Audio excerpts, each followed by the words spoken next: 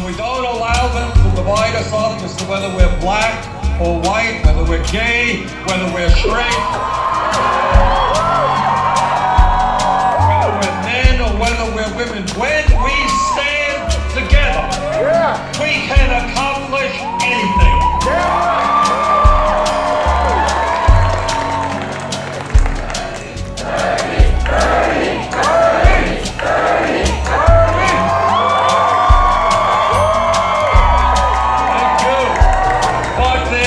Something that we have that they don't have, and that is what is here tonight, the people.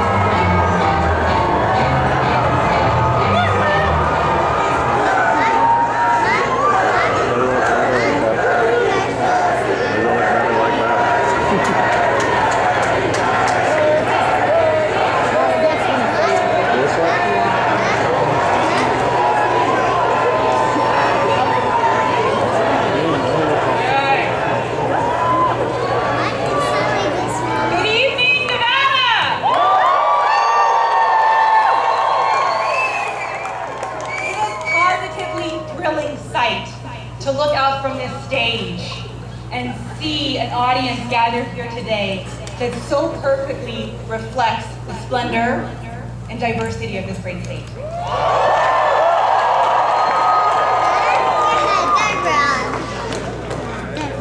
My name is Electra Strudletsky, and I'm a native Nevadan. A Las Vegan, born and raised right here in this Mojave Desert metropolis. When I was asked to join this movement as one of Nevada's regional field directors, I accepted without hesitation and without fear for the future of this campaign. Because like so many of you, I understand how special and rare this moment is in American politics.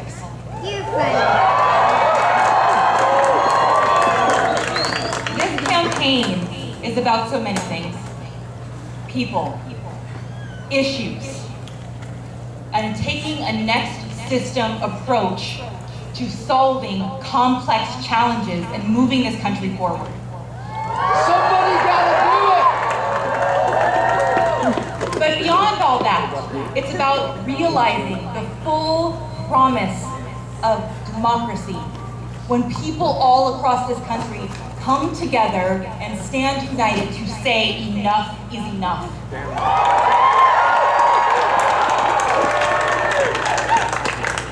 As a first in the West State, our Nevada caucuses on February 20th are the third major electoral event in the nominating process for the presidency. So, to take a turn of phrase from the senator, let me be very clear.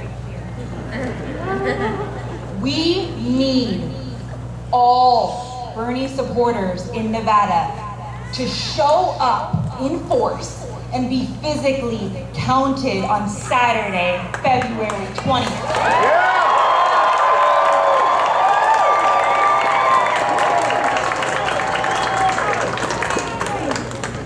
Fun fact, did you know that Nevada has accurately elected almost every president, with the exception of 2, for the last 100 years?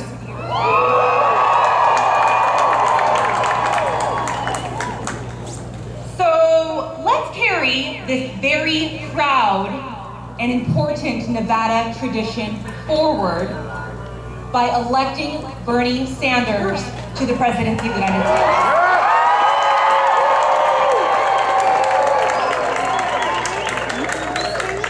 Let tonight mark a sea change in Nevada, where thousands of you pledge to take action and help us build a movement to reflect the change we're fighting to see. Sign up to volunteer tonight, in person or online at BernieSanders.com. Because keep in mind, we have everything it takes to win Nevada. Things that a super PAC cannot buy.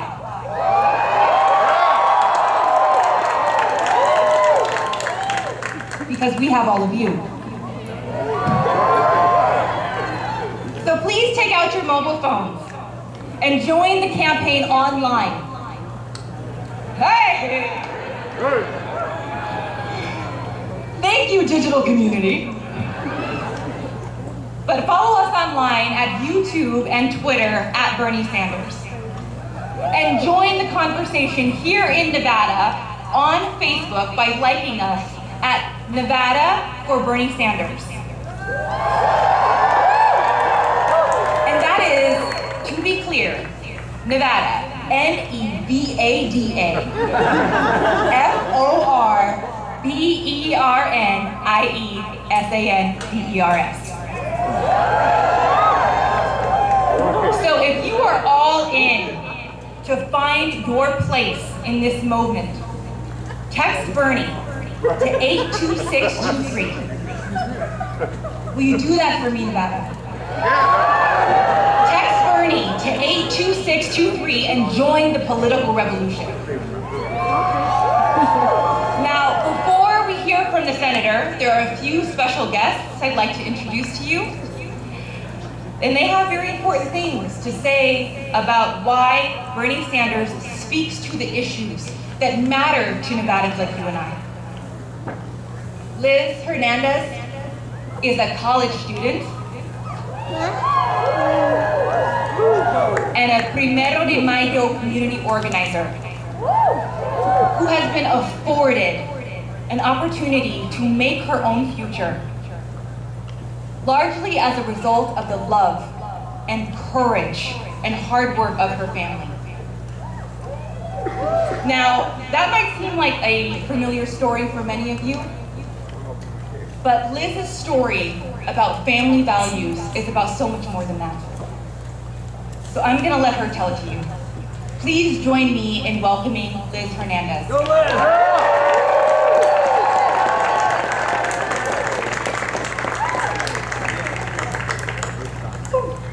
How's everyone doing tonight? Great, well, I'm glad that all of you were able to make it tonight. Just met Bernie back there, and he was super humble, yo. It was amazing. It was amazing. So let me start by introducing myself. Put this down a little bit too short. Once again, my name is Liz. I am a community organizer, a student activist here in Las Vegas. I've been in Las Vegas for about 18 years, so quite a long time. I am an undocumented student, so like many of you, I have to pay for college out of pocket. Right now, I am attending UNLV, and Rebels! Tonight, I am here to represent the folks that are constantly forgotten by many politicians. They are the ones that gave up all of their dreams to make many of ours possible. I am here to represent my mother and my father, and the many other parents who have also given up everything, to give us a better future. They are what I like to call the original dreamers, because without them, I would not be where I am today. I want to share with you all a story that you can put a face to this issue, to this thing that we always hear about on TV, on the news. And for one, we hear Donald Trump call them rapists, call us criminals, when all we're trying to do is just have a better life. When I was 5 years old, I lived in Phoenix, Arizona. One day, as my family got ready to head out to work, like many of our parents do every single day, we heard a very loud knock on our door. All I could remember was yelling, guns, ICE officers rushing into our house. One moment my father was with us, another moment my father was being detained by ICE, treated as a criminal. Till this day, I still remember my mother's face, full of tears and frustration as my father rode away in a van without us knowing where he would be or where he would end up at. We had only been in this country for a short amount of time. My mother did not know how to speak English and did not have a job, but one way or another she was able to make sure that my sister and I had a roof over our shoulders, our heads, and food to eat. She also made sure that I started kindergarten on time.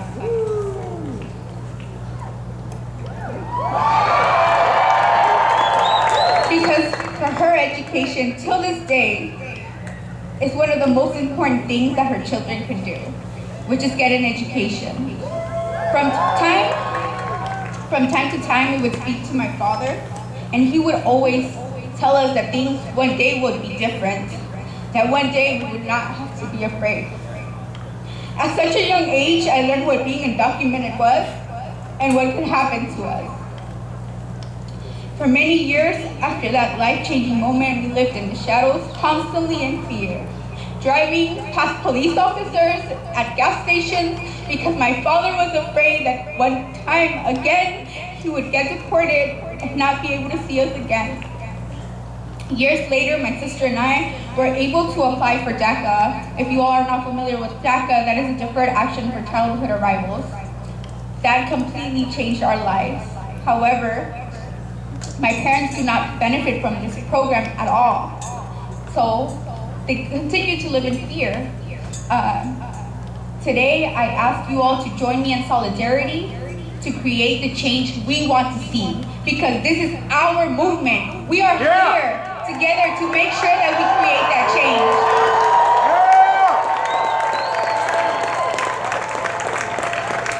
And I just want to leave you all with something that I like to end rallies and movements with people that I share many things with. Every time that we march, this is something that we like to chant. So please join me, and I'll say it really slowly so you all can kind of fill off of it. And it goes a little bit like this. Ain't no power like the power of the people, cause the power of the people don't stop. Say what? Ain't no power like the power of the people, cause the power of the people don't stop. Say what? Ain't no power like the power of the people, cause the power of the people don't stop. I don't hear you, Nevada. No power like the power of the people, cause the power of the people don't stop. Say what?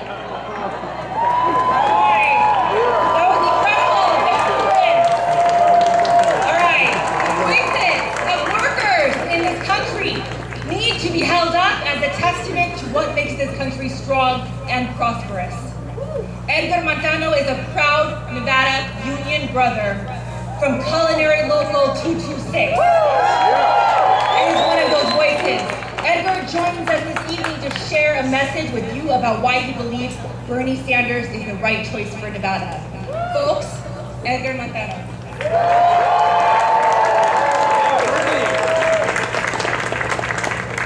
Buenas noches a todo el mundo. ¿Cómo se encuentran? Bueno, estoy aquí, estoy muy emocionado. Estuve al lado de nuestro próximo presidente, Bernie Sanders. Gracias por la oportunidad que se me ha dado de contarles un poco acerca de mi historia. Mi nombre es Edgar Montano, tengo 21 años. Nací en la ciudad de Los Ángeles, California. Fui llevado a México, crecí en México. Regresé hace 2 años a los Estados Unidos. Les puedo decir que soy un orgulloso miembro de la Unión Culinaria Local 226.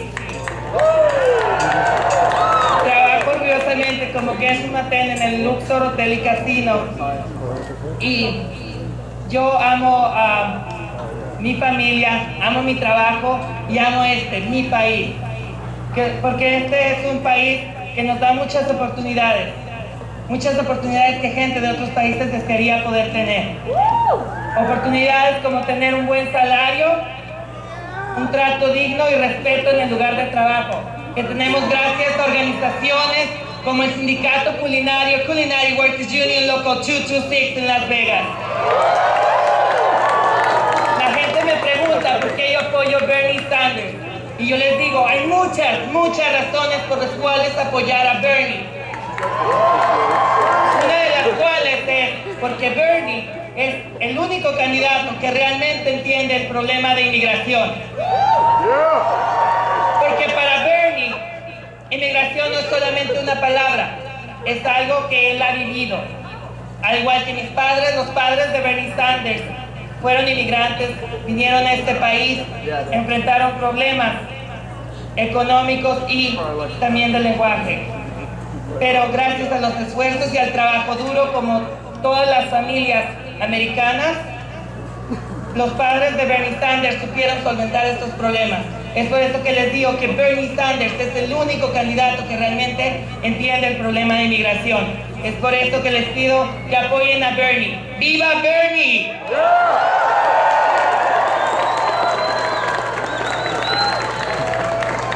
All right. Unidos con Bernie! Kat Woods is a nurse from Reno and a member of the National Nurses United. And she's here with us to share with you why the members of America's most trusted profession endorse Bernie Sanders for President of the United States. Give it up for Kat Woods. Hi everybody, good evening Nevada. My name is Kathleen. I'm a registered nurse here in Nevada, and it's exciting to be here with all of you. On behalf of the thousands of nurses that NNU represents, I'm proud to be on stage with Senator Sanders. National Nurses United has endorsed Senator Sanders for president for all of the people of the United States. Now, why did we, the nurses, endorse Bernie? Because he is caring and compassionate. Because he believes in community. We as nurses know how fragile human life can be, and we know what it takes to save a life. But we need help. We need allies. We cannot do our work by ourselves, and that's why we need Bernie Sanders. We know Bernie cares. We know that as president, Bernie will fight every day, as he has fought in the past, to protect our patients. Senator Sanders, the nurses will stand by you as you have stood by us to fight together for Medicare for all.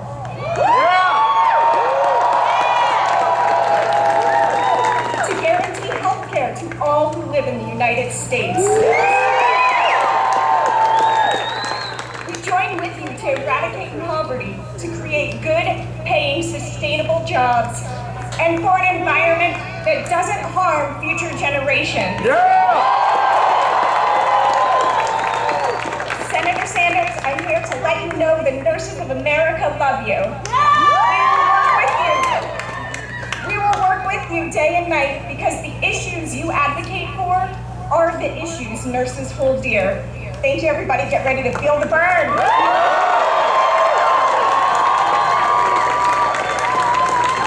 Ready?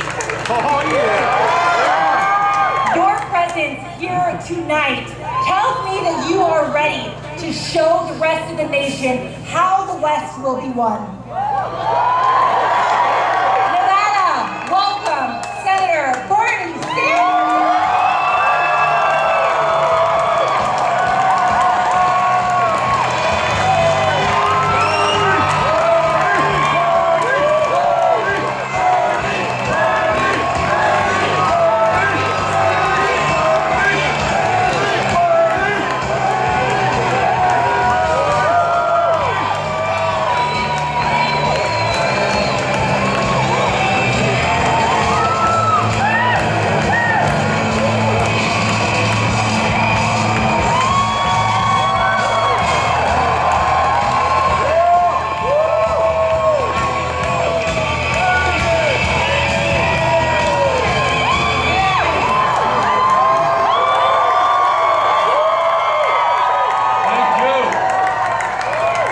Las Vegas, thank you.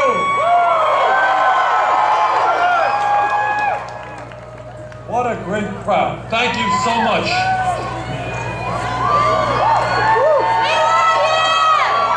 I know that some of you think that it's cold tonight and you have to visit us in Vermont. We really know what cold is.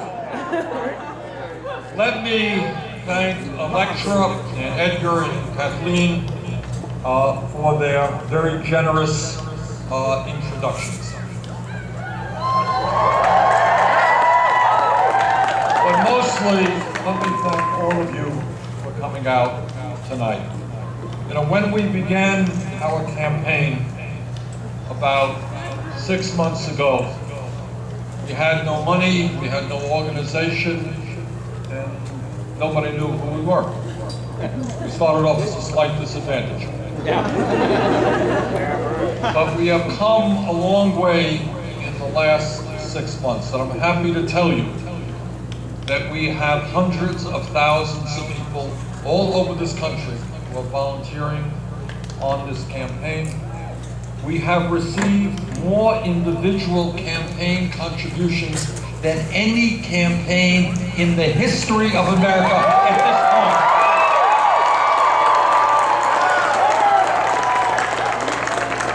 And we have had rallies from California to Maine where in total over 300,000 people have come out. So what is happening is that people in Nevada, people all over America are fighting and demanding a political revolution. Young and old, black and white, Latino, Asian American, Native American, factory workers, nurses, college students, veterans, We believe in you, Bernie! seniors on Social Security, teachers, single moms, and people with disabilities, people from all walks of life are coming together, and this is what they are saying. They are saying in a unified voice, enough is enough. And what they are saying is that our great country and our government belongs to all of us and not just a handful of billionaires.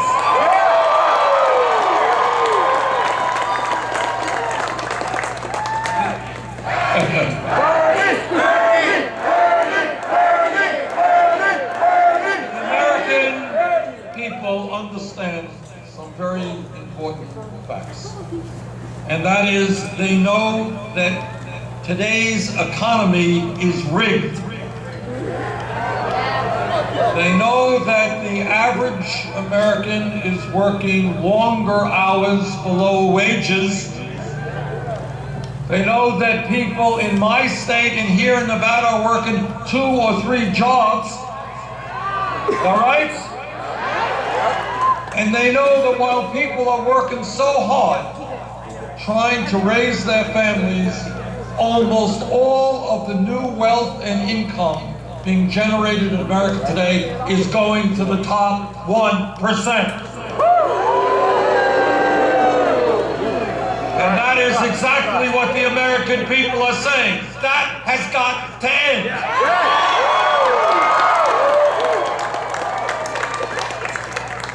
The American people know that as a result of the disastrous Supreme Court decision on Citizens United,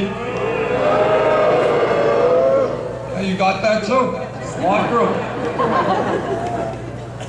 They know that our campaign finance system is corrupt,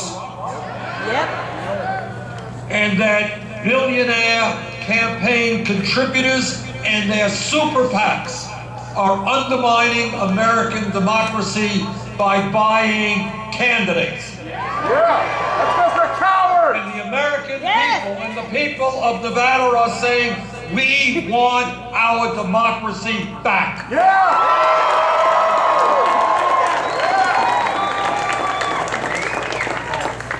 And the American people understand that given the crises that we face today, it is too late for establishment politics.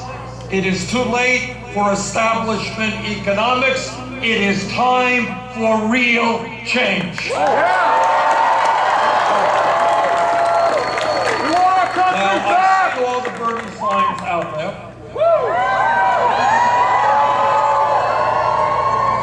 And I appreciate that very much. But let me say this to you. And what I'm going to tell you now is something that no other presidential candidate will tell you. And that is that the powers that be in Washington, Wall Street, corporate America, large campaign contributors, corporate media, are so powerful that no president, not Bernie Sanders or anybody else, can bring about the change that we need unless there is an unprecedented grassroots political movement which you are part of.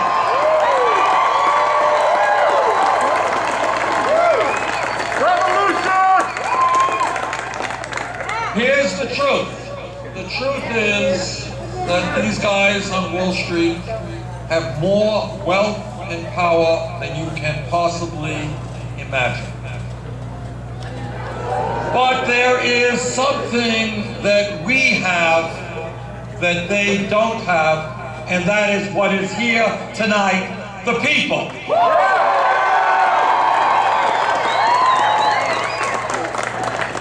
And the point is, when we stand together, when we do not allow them to divide us up as to whether or not we were born in America or born someplace else, when we don't allow them to divide us up as to whether we're black or white, whether we're gay, whether we're straight, whether we're men or whether we're women, when we stand together, we can accomplish anything.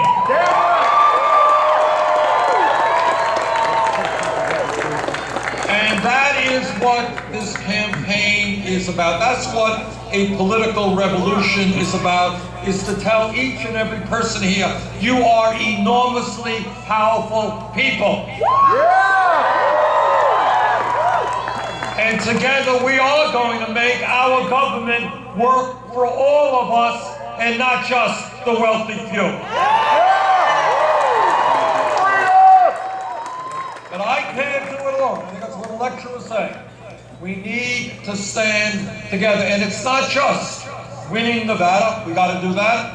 It's not just winning the Democratic nomination. It's not just winning the White House. It is the day after the election.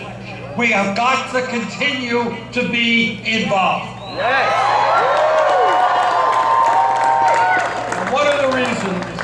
our campaign is doing well is that we are talking about the real issues that impact the middle class and working families of this country. And I want to touch on some of them this evening. And let me begin by telling you what many of you know, and that is that you are living today in the wealthiest country in the history of the world. But most people don't know that. Most people don't feel that because almost all of the wealth and income is going to a handful of families. In America today, we have more income and wealth inequality than any other major country on earth, and more in this country than at any time since 1928.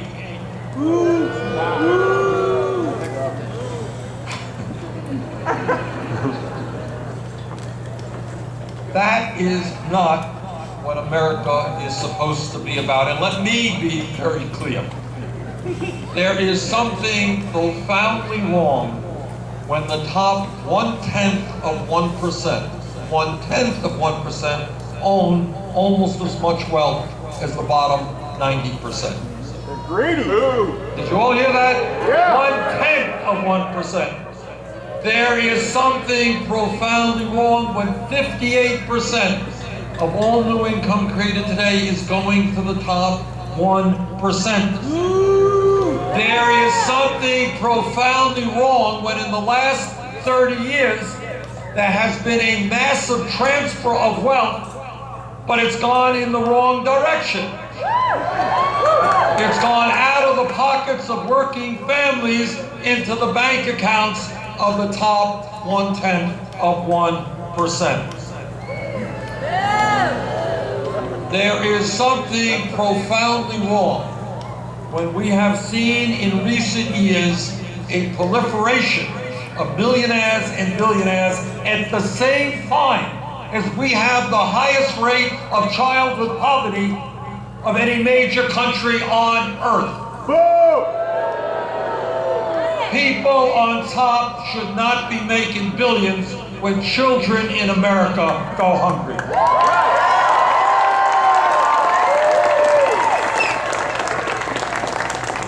This type of rigged economy is not what America is supposed to be about.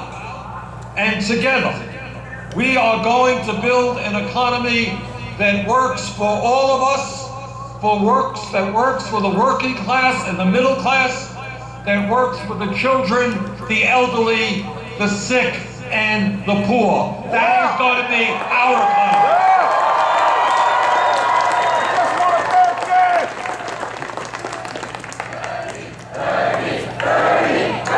In this economy, in case there are any billionaires out there, I doubt it.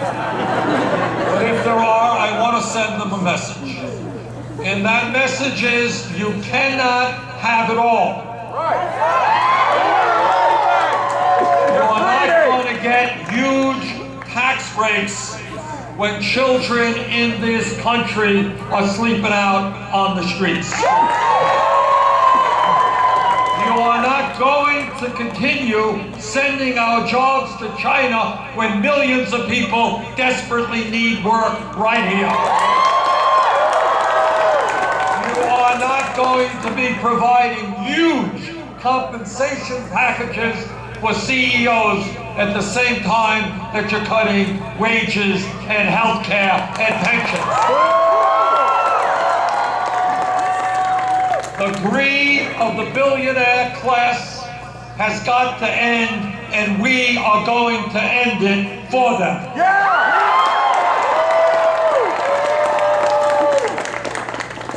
You know, many of my Republican colleagues, they suffer from you gotta be nice to them because they suffer from a very serious illness. They just cannot remember history, recent history, and they suffer from amnesia. Amnesia is a very serious problem, and I want you to be nice to them. You see, they think that every problem that exists in the world is caused by Barack Obama. He did it all. It's raining, it's snowing, it's too hot, it's Barack Obama's fault. And they just have a very difficult time remembering what this country was like when President Bush left office. They seem to have forgotten, and again, don't be hard on them, it's an illness. Be kind. They seem to have forgotten that when Bush left office, we were losing 800,000 jobs a month. And they are saying, you know, well, you're only growing 250,000 jobs a month now. That's not enough. Well, it's not enough. But growing 250,000 jobs a month, hell of a lot better than losing 800,000.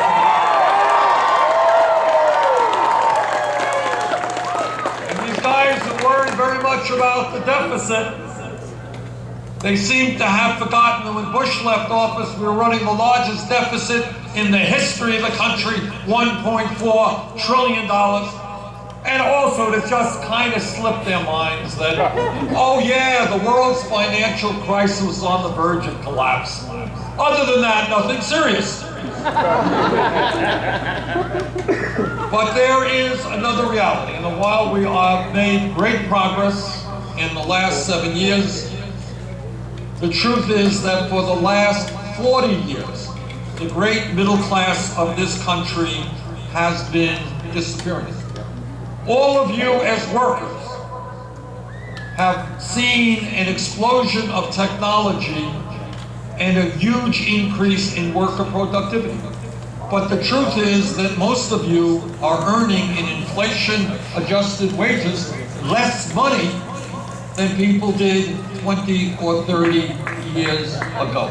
That's what I was saying. So you're producing more, but you're earning less. And the other thing that we don't hear about is what real unemployment is. Official unemployment is 5%. Real unemployment, including those people who have given up looking for work or are working part-time. Anybody here working part-time and they want to work full-time? You add that up together, real unemployment is almost 10%. And let me touch on an issue that gets very little discussion, and that is the tragedy of youth unemployment in this country. I asked some economists to study this issue for me. This is what they found. If a kid between 17 and 20 who graduated high school, not a dropout, graduated high school, if that kid is white, the real unemployment rate is 33%. If that kid is Latino, the real unemployment rate is 36%. If that kid is African American, real unemployment is 51%. Now, all of you know, or should know, that we have the shameful distinction in the United States of having more people in jail than any other country. You all know that. We have 2.2 million people in jail, disproportionately African American and Latino. If anybody thinks that there is not a direct correlation between this very high rate of youth unemployment and the fact that so many of our people are in jail, you would be mistaken. In my view, it is far more important for us to be investing in education and jobs. Far more important to be investing in education and jobs than jails and incarceration.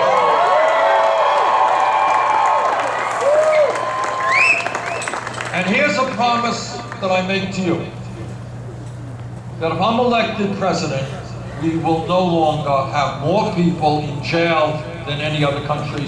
We will have the best educated population.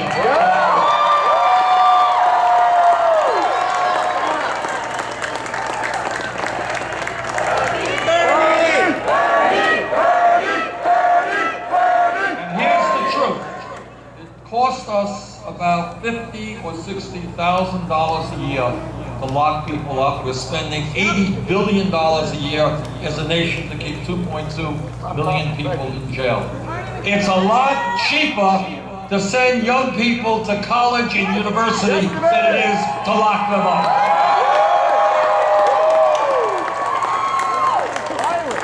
And when we talk about why the middle class is disappearing, it has a lot to do with the fact that wages in our country are just too damn low. Now,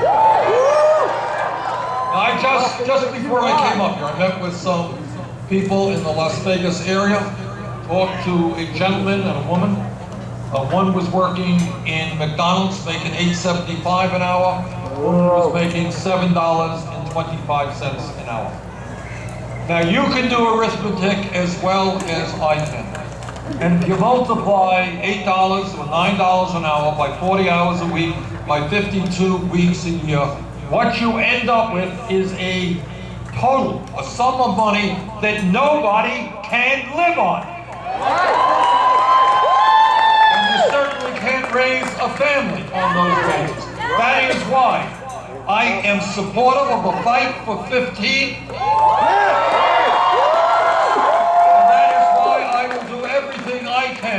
To raise the minimum wage to a living wage, $15 an hour. And by the way, I hope every man here tonight will stand with the women as we move forward for pay equity for women workers.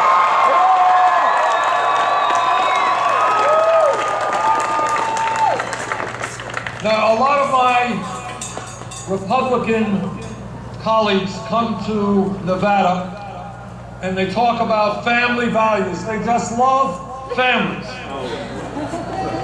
Especially very wealthy families who contribute to their campaigns. Among them the most.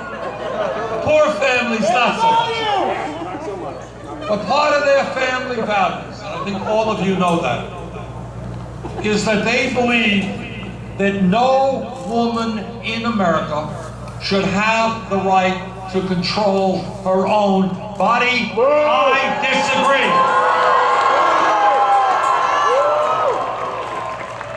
And my Republican colleagues believe, as part of their family values, that our gay brothers and sisters should not have the right to marry. I disagree.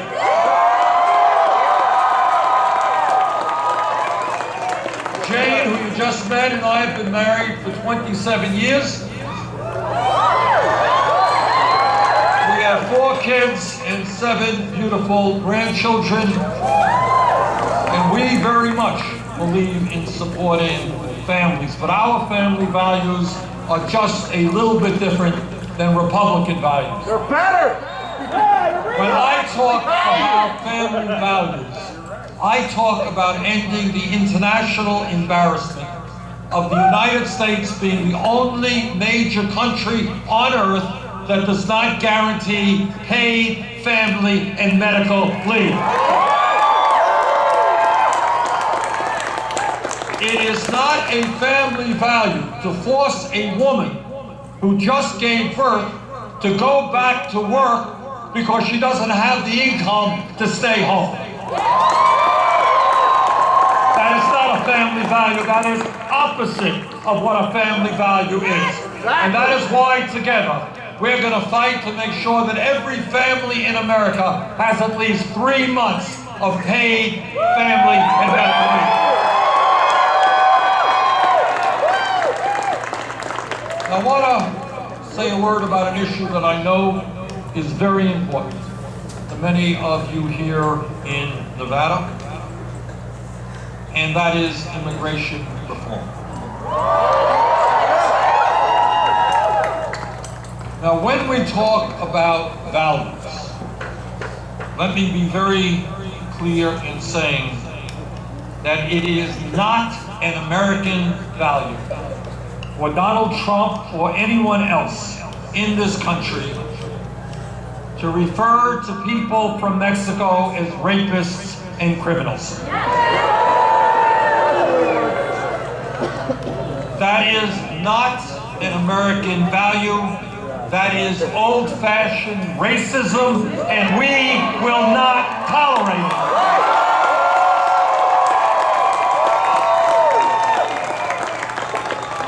It is not an American value to be talking about rounding up millions of people, many of whom have lived in this country for a very long time, and simply say, "We're going to throw them out of the country." That is not an American value. That is just old-fashioned xenophobia, and we will not tolerate that.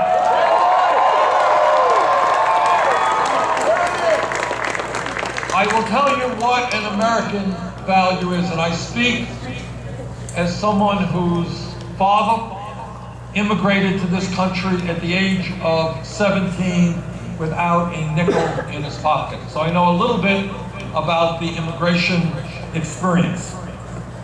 And that is that what is an American value is to recognize that today we have 11 million people in our country who are undocumented, 99% of whom came here to improve their lives, to escape oppression, to flee desperate poverty and violence.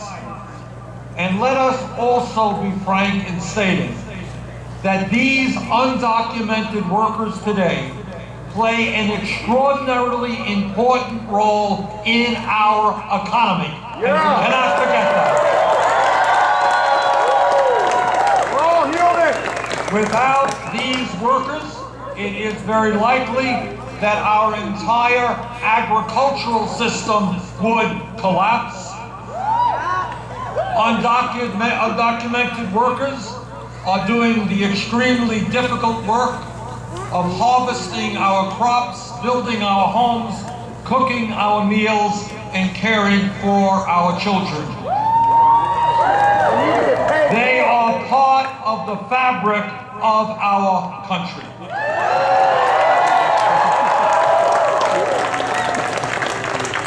We need a rational and compassionate immigration process.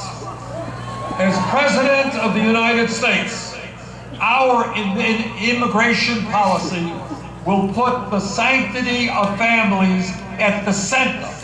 Sanctity of families at the center. And we will be grounded in civil, human, and labor rights. I believe in strong and comprehensive immigration reform that not only provides a path to citizenship, but is humane and is comprehensive.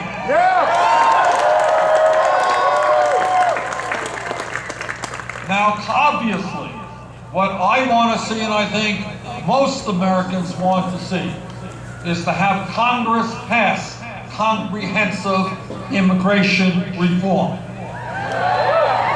But if Congress does not do that, I will focus hard on all of the options that a president has, with or without Congress.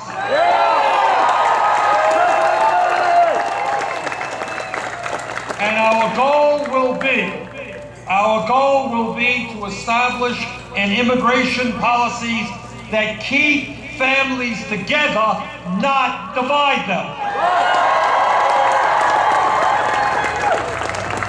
As president, I will expand President Obama's deportation reprieve given to dreamers and the parents of U.S. citizens, and strengthen prosecutorial discretion. This protection must be extended to parents of dreamers, other family members, and the rest of the immigrant population that would have been legalized if the House of Representatives had done their job.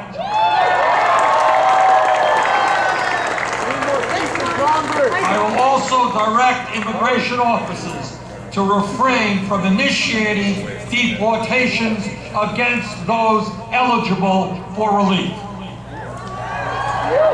And this will be the beginning of the dismantling of an excessively wasteful $18 billion deportation regime. This includes dismantling inhumane deportation programs and private detention centers while we enhance access to justice.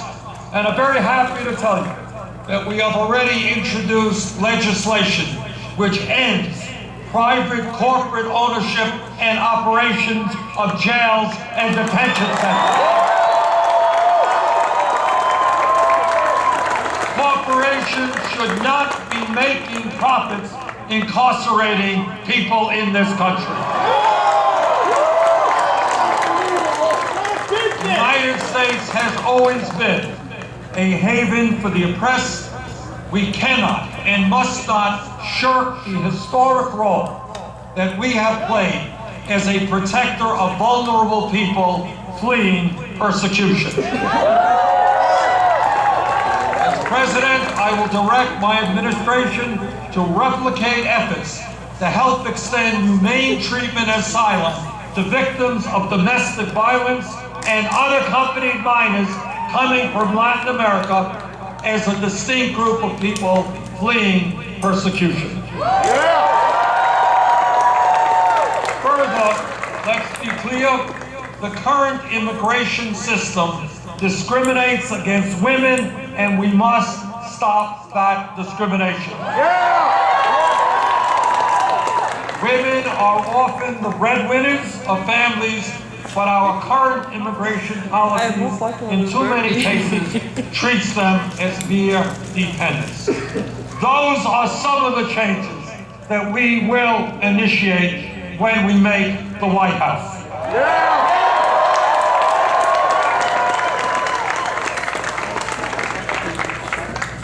When we, and they deserve it.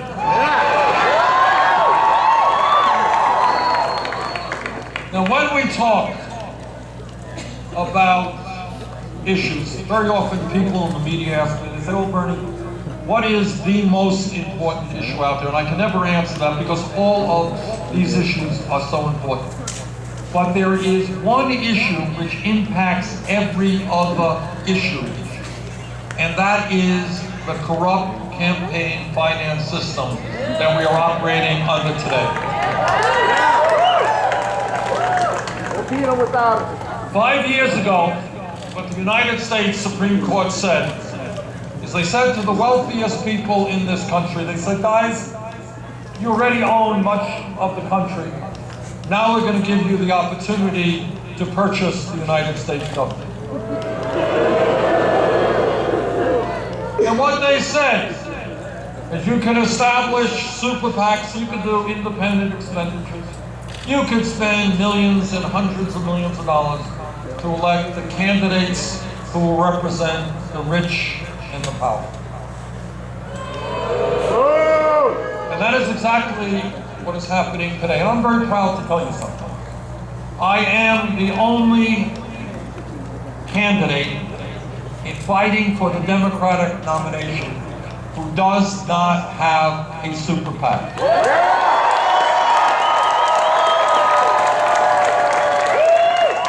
I do not want funding from millionaires. I do not want funding from Wall Street and corporate America.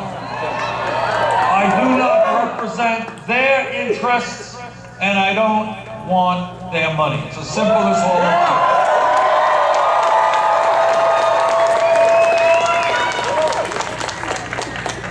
The situation is so absurd and so harmful to our democracy that right now in America, you have one family, the second wealthiest family in America, the Koch brothers. You know who the Koch brothers are. The Koch brothers and a few of their friends are going to spend $900 million on this campaign. $900 million. That is more money and will be spent by either the Democratic Party or the Republican Party. When you have one family spending more money than either of the two major political parties, my friends, that is not called democracy. That is called oligarchy, and we are not going to allow that to continue.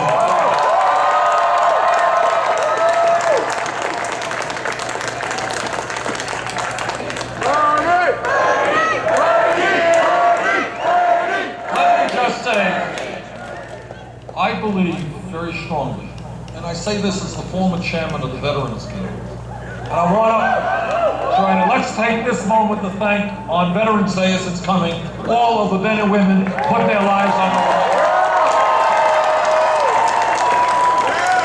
As chairman of the committee, I had the opportunity to meet with veterans from World War II and Korea and Vietnam and on and on and on.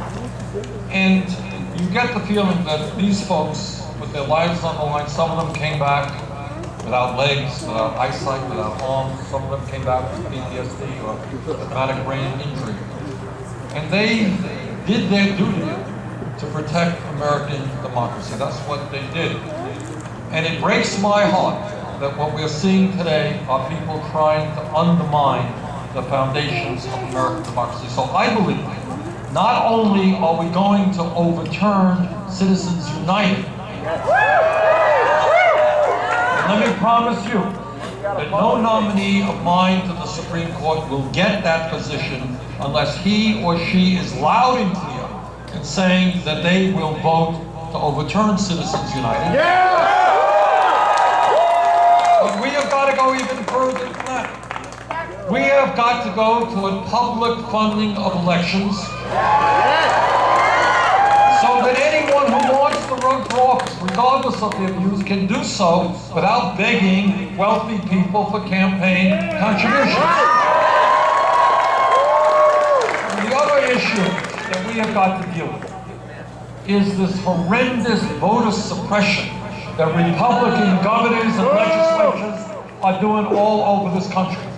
Cowards! And let me be very clear, I have run for office a lot in my state. Sometimes I've lost, most of the times I've won, but it has never occurred to me, not for 1 second, that I would try to figure out how I could prevent people from voting because they might disagree with me and might vote against me. Never occurred to me. Good!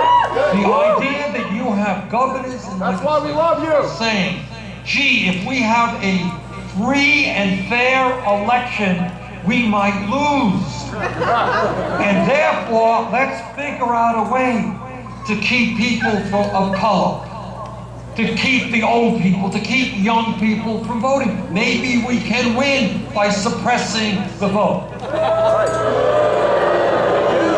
Those people are cowards. Yeah!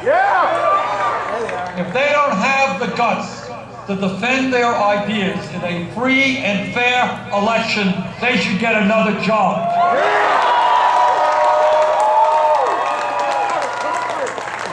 We are working now, working with some other people, on a very simple proposal in terms of voting rights. And that is to say that when somebody is 18 years of age, that person is registered to vote. End of discussion.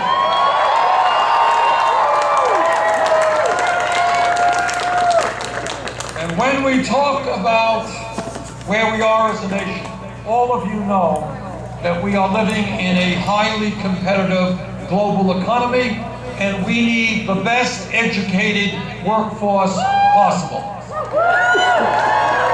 It makes no sense to me that there are hundreds of thousands of bright young people, qualified young people, people who deserve to be in college but can't go to college because their families lack the money. And that is why I have introduced legislation and will make happen a process in which every public college and university in America is tuition free.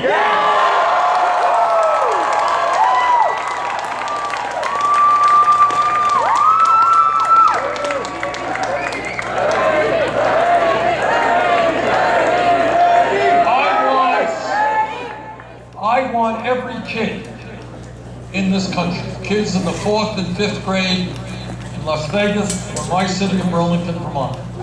I want those kids to know that if they study hard and they take school seriously, regardless of the income of their families, they will be able to get a college education.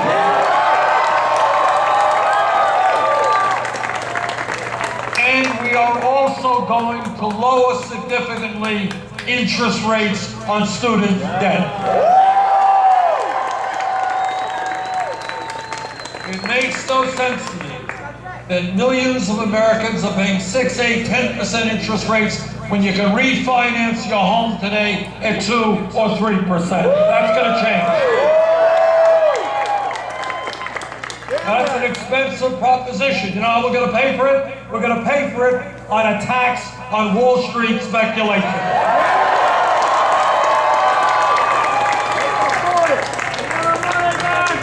When the recklessness and the greed and the illegal behavior on Wall Street drove this country into an economic downturn not seen since the Great Depression, the Congress bailed out Wall Street. Now it is Wall Street's turn to bail out the middle class of this country.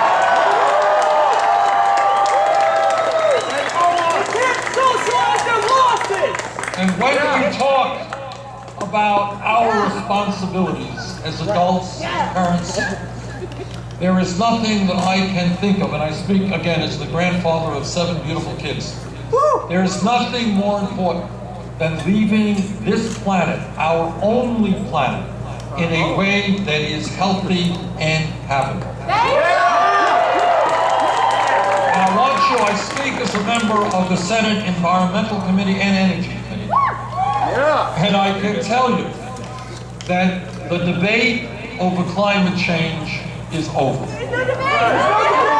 The scientific community is almost unanimous in telling us that climate change is real, it is caused by human activity, and it is already causing devastating problems in this country and around the world. And what they are also telling us is if we don't get our act together, a bad situation will become much, much worse in terms of droughts and floods and extreme weather disturbances. We have a moral responsibility, which I will accept as president, to lead the world in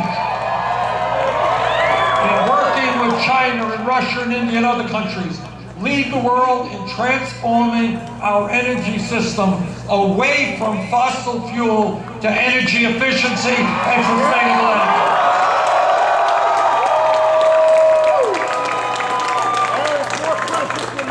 And when we talk about where we want to go as a nation, let me beg of you to think big, not small. Once again, you are living in the wealthiest country in the history of the world. And our job is to say, given all of that wealth, given all of that intelligence, given all of that energy and technology, what can we not accomplish? Right now, in America, we are the only major country on earth that does not guarantee health care to every man, woman, and child. I intend to change that.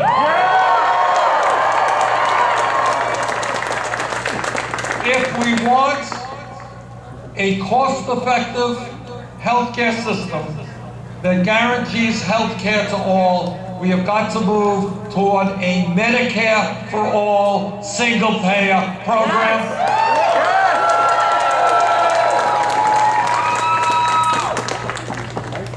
Let me just say this in terms of thinking big and not small. I want you all to think of what we can accomplish as a nation. As a nation as great as ours, we should not have the highest rate of childhood poverty of any nation we should have the best child care and educational system in the world for all of our kids. As a nation, we should not be investing in more nuclear weapons. We should be investing in working to get a cure for cancer and Alzheimer's and diabetes. As a nation, we should not be excavating on public lands for more coal or oil or gas. We should be rallying the people of the world to combat climate change. As a nation as great as ours, we should not have senior citizens trying to figure out whether they spend their limited incomes on medicine or food. We should make sure that every senior and person with disabilities in this country can live lives of security and dignity. And that is why not only are we not going to do what the Republicans want, which is to cut Social Security, we're going to expand Social Security.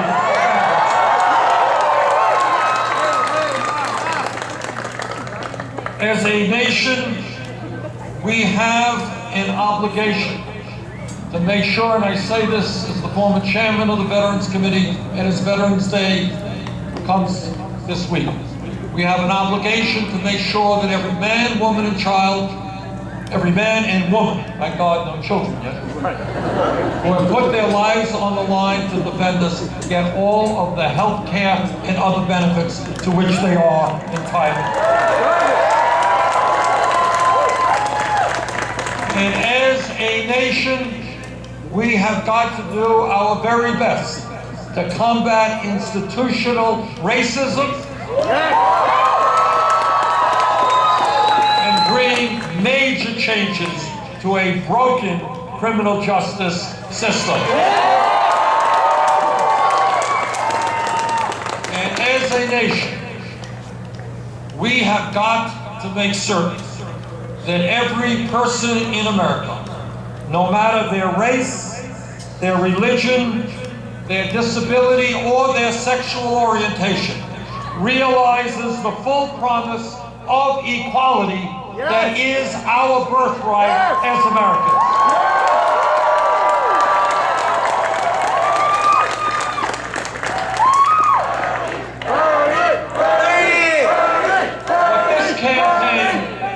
Is about, again, let me repeat this very simple point. This campaign is not just about electing a president. We do that all the time, every 4 years. This campaign is about, brothers and sisters, is transforming America. That's it. It is not only making a political revolution, it's making a cultural revolution. And it's making everybody, all of your friends. I know you're going to go back and people are going to say, why did you go to this rally? Some guy that no one has ever heard of, why were you here? And I want you to tell them, if anyone tells you, politics is bullshit, you should not get involved, I want you to ask them why it is that the Koch brothers and other billionaires are spending $900 million on this election. They think it's pretty important. And if they think it's pretty important, your friends should think it's pretty important.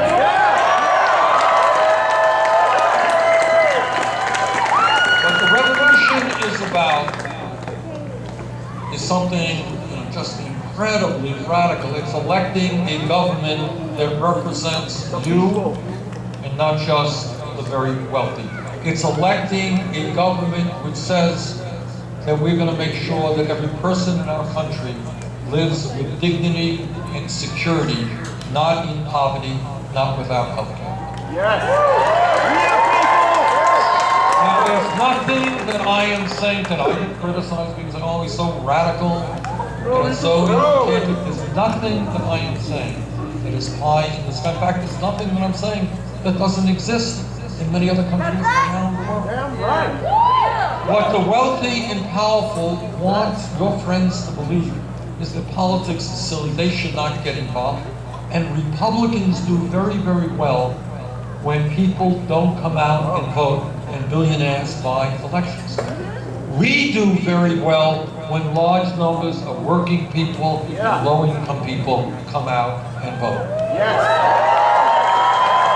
So what the political revolution is about is creating a vibrant democracy in which we have one of the highest voter turnouts in the world, not one of the lowest. Right.